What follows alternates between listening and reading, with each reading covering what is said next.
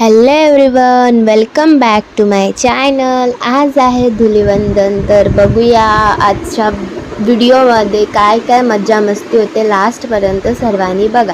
आणि सकाळी सकाळी आमचे ये अतिरेकी आमच्या घरी आलेलं ये आमचे भाऊ आहेत. बघू शकता त्यांचा चेहरा. आणि भाऊना बघून आहान एवढा घाबरला की त्यांची जवळच जात नाही.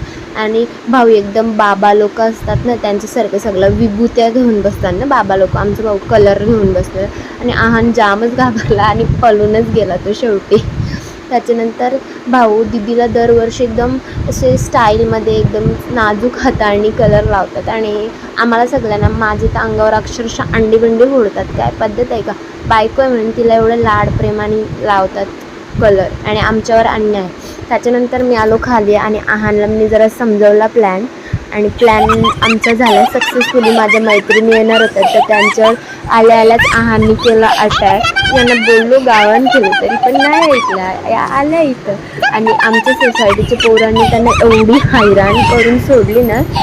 बघूया आता पुढे काय होते. त्याच्यानंतर बघू शकता ऋतूला तर आहानने म्हणजे एकदम स्पेशल ट्रीटमेंटच दिली. मला तर एकदम हसायलाच येत आहे. त्याच्यानंतर रतिकाचा नाही होत तर वृषालीला बघितलं. 90-20 लंडनमध्ये ती लिझा असते ना भूतीन, तशी वृषाली वाटते अक्षरशः. पोराने नको केलता. सर्वांना हॅपी होली.